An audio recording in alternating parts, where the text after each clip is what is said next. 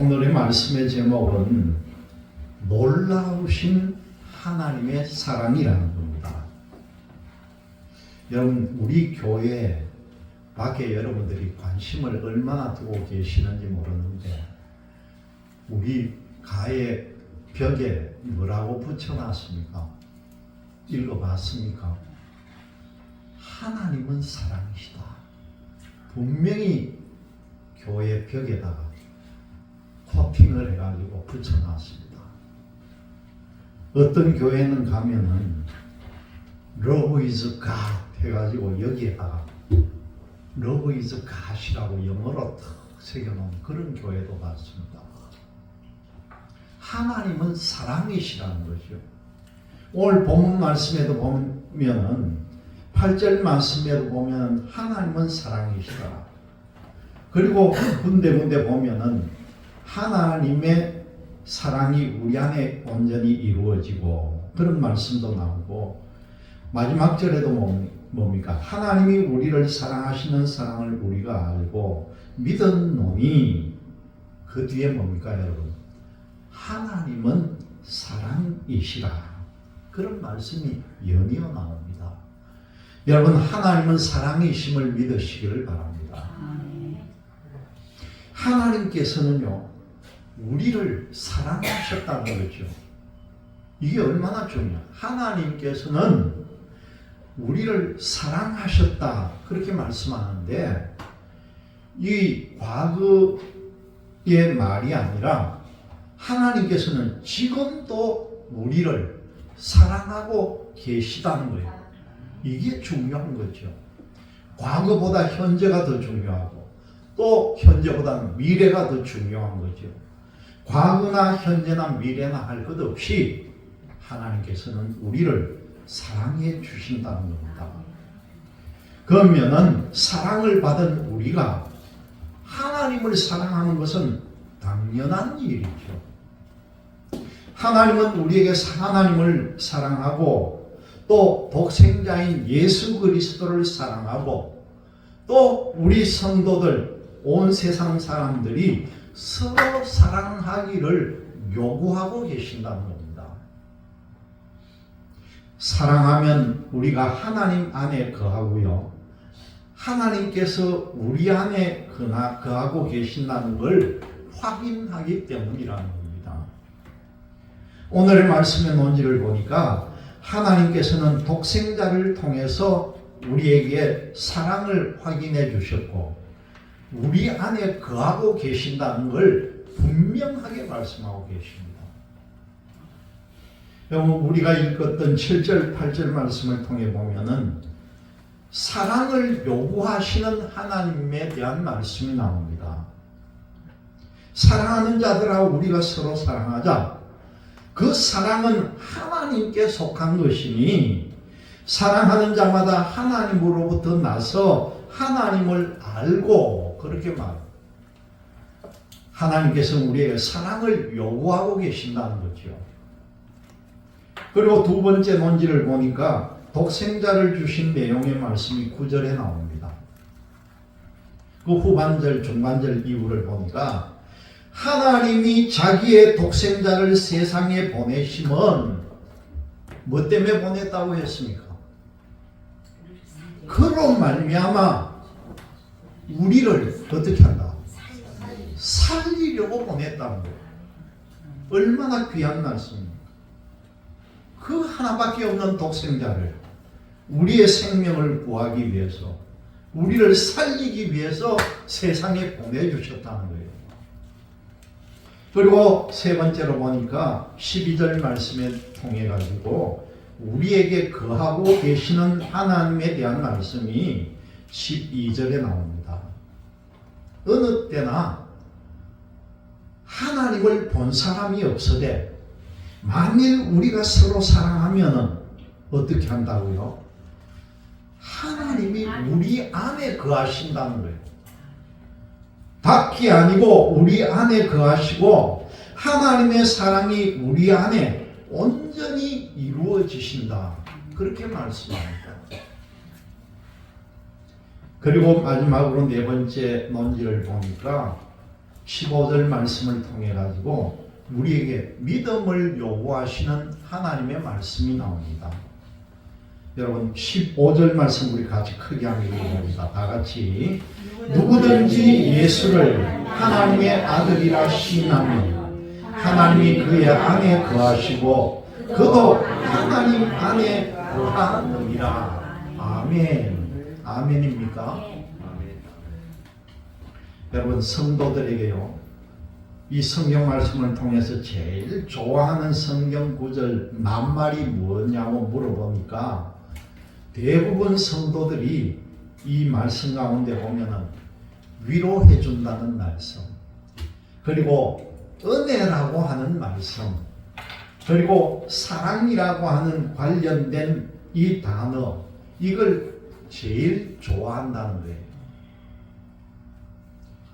특히 기독교의 핵심이 무엇이냐고 질문을 해보면요, 신명기 6장 5절에 나오는 하나님의 사랑이라는 것과 레위기 19장 18절에 나오는 이웃 사랑으로 대답하는 사람들이 거의 다 많다는 겁니다. 좋아하는 성경 구절은 본인의 상황과 생각에 따라 다르겠지만은 사랑의 핵심이 뭐냐는 질문에 대한 대답은요, 본인의 상황과 생각보다는 이 성경에서 강조하는 핵심이 무엇인지를 깨닫는 데 있다는 거죠. 그 성경의 핵심을 깨달았다면은 그 다음에는 나의 상황과 생각을 그 성경의 핵심에다가 맞춰야 한다는 겁니다. 내 생각이나 상황에 성경을 맞추려고 하면요, 그건 이기적인 신앙이 되어버리는 겁니다. 욕망을 채우려고 신앙을 가장하는 것이고요, 하나님마저도 자기 마음대로 움직여야 하는 존재로 착각하며 산다는 것이죠. 이처럼 왜곡된 신앙이 많아지면은 신앙의 본질이 흐려지고 교회가 쇠락한다는 겁니다. 여러분, 교회의 부흥을 원하고 계십니까? 나와 이웃의 신앙이 성장하기를 원합니까? 그렇다면은 이 성경의 가르침에다가 나의 생각을 맞춰 나가야 된다는 거죠. 나의 상황을 성경의 가르침에 맞도록 변화시키는 일에 모두 힘을 써야 합니다. 사랑의 가르침과 이 계명을 깊이 깨달은 사람들이 있습니다. 그래서 그 결과 사도 바울은요, 고린도전서 13장을 통해 최고의 은사, 사랑장이라고 하는 사랑을 완전히 13장, 고린도전서 13장은 사랑장이다, 그렇게 말하죠. 사랑은 온유하고, 그 쭉 나오는 그 말씀의 내용이 얼마나 감동적인 말씀입니까? 오늘 본문에도 보니까 사도 요한이 하나님을 사랑하는 일에 관해서 그 방법과 그 내용을 자세하게 기록해서 우리에게 가르쳐준 보석 같은 말씀입니다. 첫 번째 보니까 사랑을 요구하시는 하나님에 대한 말씀인데, 여러분, 우리가 믿는 하나님은 과연 어떤 분이십니까? 여러분, 우리가 하나님을 믿는다고 하면서도 하나님이 어떤 분이신지를 우리가 꼭 알아야 되는 거죠. 성경에는 하나님이 어떤 분이신지를 나타내는 구절이 군데군데 많이 나옵니다. 다윗은요, 하나님을 목자다, 그렇게 표현합니다. 하나님은 나의 목자시니 내게 부족함이 없다, 그렇게 말씀합니다. 이 시대만 해도 목축하던 시대에 하나님은 소와 양떼를 기르는 목자라는 거예요. 시편에는 보면은 하나님을 뭐라고 표현하느냐 하면은요, 반석이신 하나님, 나의 산성이신 하나님, 나의 안식처가 되시는 하나님, 나의 요새, 요새가 뭡니까? 튼튼한 성과 같은 거죠. 그리고 나의 구원이시고 나의 바위가 되신다. 그런 말씀도 있고요. 나의 방패가 된다. 남이 나를 대적할 때 막아주는 역할을 하는 하나님이다. 그렇게도 말씀합니다. 그리고 어떤 데는 보면은 하나님은 나의 구원의 뿌리다. 그런 말씀도 나옵니다. 얼마나 다양하게 표현하는지 모릅니다. 시편 18편 2절을 보면은요, 이 내용이 쭉 그대로 나옵니다. 여호와는 나의 반석이시요 나의 요새시요 나를 건지시는 이시요 나의 하나님이시요 내가 그 안에 피할 나의 바위시요 나의 방패시요 나의 구원의 뿌리시요 나의 산성이시로다. 이렇게 딱 집어넣습니다. 오늘 본문에서는 뭐라고 합니까? 하나님을 사랑이시라. 딱 그렇게 표현을 합니다. 하나님은 사랑이시다.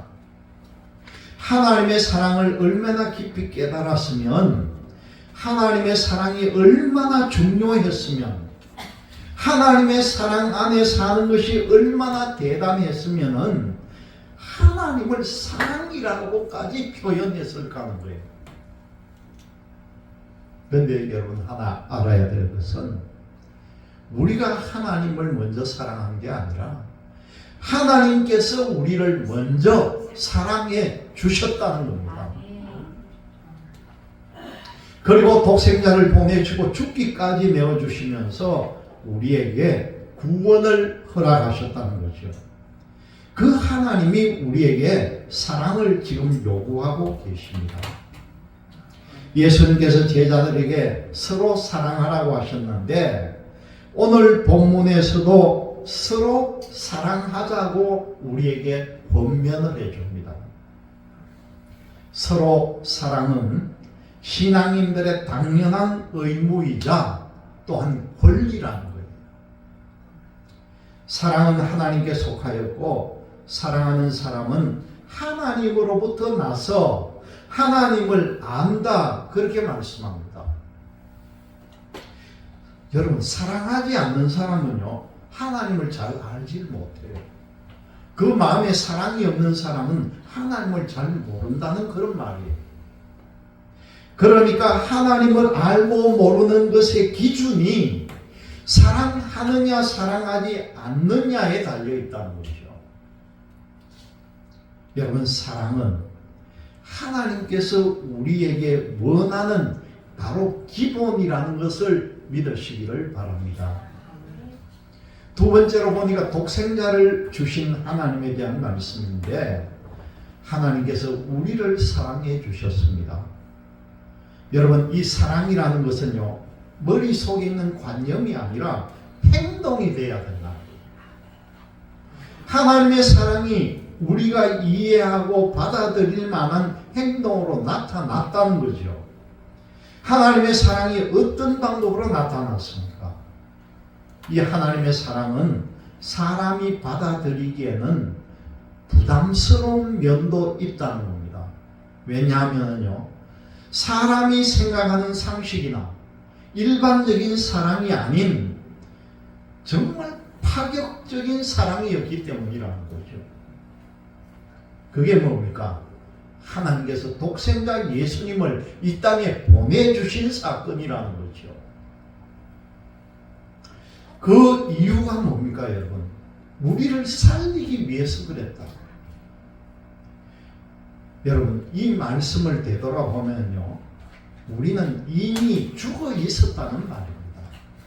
우리 인간들은 벌써 죽어 있었다는 말이죠. 하나님을 떠나면요, 죽은 사람이 되게 되어 있습니다. 다시 말씀드리면 하나님께 대하여 죽은 사람을 살리려고 오셨다는 거예요. 독생자 예수님이 우리에게 오셨다는 겁니다. 이는 하나님의 계획이고 하나님의 섭리로 이루어졌다는 거죠. 하나님의 사랑은 우리 죄를 용서하는 것이고요, 하나님과 화해하게 하는 계획이었다는 겁니다.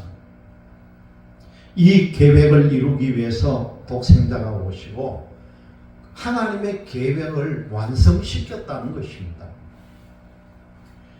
십자가에서 죽으심으로 죄인으로 살던 우리가 의인이 되었고 하나님과 우리 사이에 화해가 이루어지는 방법이 완성이 되었다는 겁니다.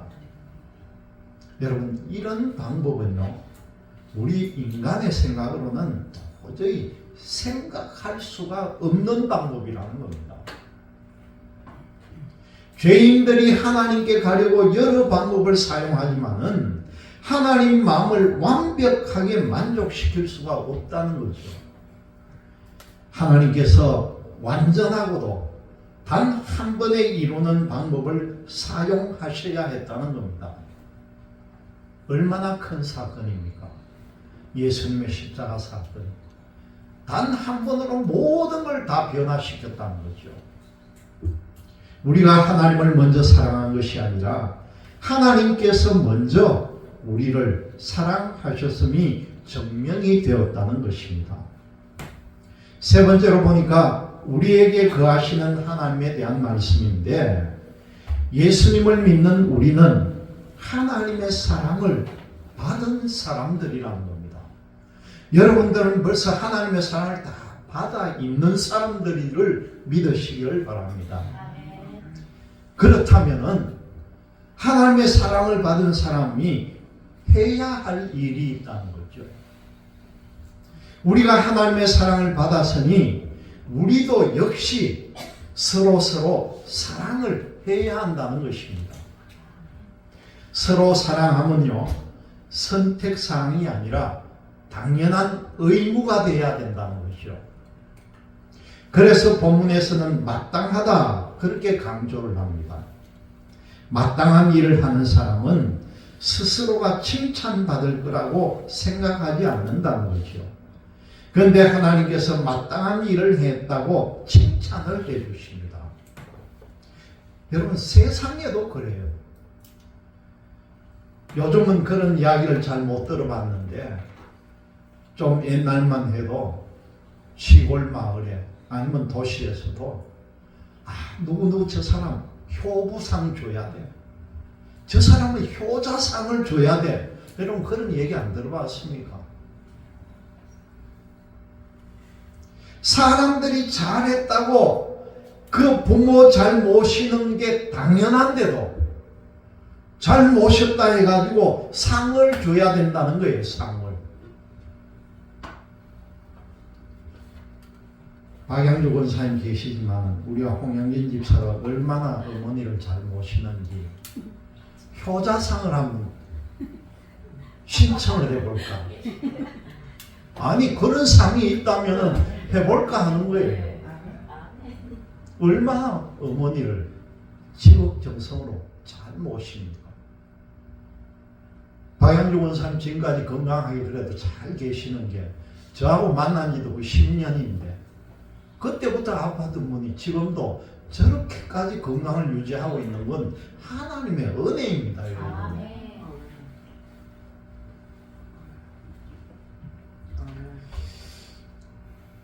하나님도 마땅한 일을 하는 믿는 성도들에게 복을 주신다는 거예요. 복을. 마땅히 한 줄 아는데 그것이 사람의 힘으로는 여러분 잘 안 된다는 거예요. 하나님의 힘으로 해야 된다는 것이죠.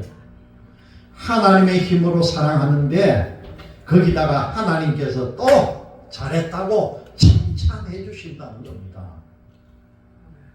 하나님의 칭찬과 복 중에 최고의 칭찬과 복은요, 하나님께서 우리 안에 계신다는 거예요. 오늘 말씀을 통해 보니까 어느 때나 하나님을 본 사람이 없는데 우리가 서로 사랑하면 하나님께서 우리 안에 거하신다는 겁니다. 하나님이 우리 안에 나타나신다는 거예요. 여러분 오늘 말씀을 통해 보면은요, 하나님께서 형상을 보이는 것이 아니라 하나님을 경험하게끔 만들어준다는 겁니다. 하나님의 사랑을 경험하게 하고 우리 안에서 사랑을 온전히 이루어 가신다는 거죠. 하나님의 사랑 경험의 과정에서 성령께서 일하고 계십니다. 하나님의 성령을 보내심으로 우리 안에 우리에게 사랑하게 하시고 우리가 성령 안에 거하게 하시고 성령이 우리 안에 역사하고 계신다는 겁니다. 여러분, 사랑하는 일은 모두 하나님의 은혜인 줄 아시기를 바랍니다. 마지막 네 번째로 보니까 믿음을 요구하신 하나님에 대한 말씀인데, 하나님과 하나님의 사랑, 성령이 우리 안에 계신다는 거죠. 하나님을 사랑이라 칭함으로 하나님과 하나님의 사랑이 우리 안에 거하는 것을 한 분 하나님이 우리 안에 계심이라 우리가 믿게 된다는 겁니다.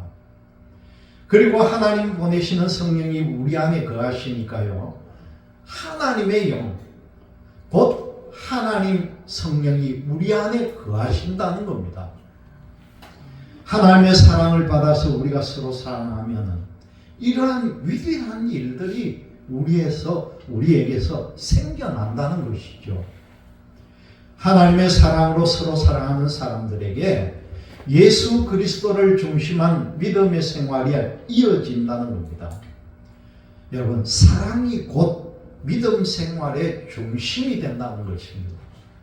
서로 사랑하는 사람들은 하나님이 아들을 세상에 보내신 것을 믿는다는 거죠. 또 예수님을 하나님의 아들이라고 시인하는 사람 안에 하나님께서 거하고 계신다는 겁니다. 하나님께서 그 사람을 찾아가셔서 그의 안에 거하신다, 그렇게 말씀합니다. 그러면 우리가 할 일은요, 하나님이 우리를 사랑하심을 알고 믿어야 하는 일이라는 거죠. 알고 믿어야 할 일은요, 바로 하나님이 사랑하시기 때문이라는 겁니다. 하나님이 사랑이라는 이 믿음이 바로 우리의 믿음의 핵심이 되어야 합니다. 하나님이 우리에게 이 믿음을 지금 요구하고 계십니다. 믿음을 가진 우리는 서로 사랑하게 된다는 거죠. 사랑하는 사람, 곧 사랑 안에 거하는 사람은 하나님 안에 사는 사람이고요, 하나님께서도 역시 그 사람 안에 살아 계신다는 겁니다. 사랑하는 사람은 살아있는 믿음을 가진 사람이 된다는 거죠. 하나님의 사랑이 우리 안에서 역동적으로 움직이는 그런 삶을 살아가시기를 바랍니다. 우리는 모두가 하나님의 사랑을 받은 사람들입니다. 여러분, 한 주간 사는 동안에 만나는 사람들에게 우리가 하나님의 사랑을 전할 때에 우리가 하나님 안에 거하고 하나님께서 우리 안에 거하는 줄 믿으시기를 주님의 이름으로 기원드립니다. 아멘. 기도하겠습니다.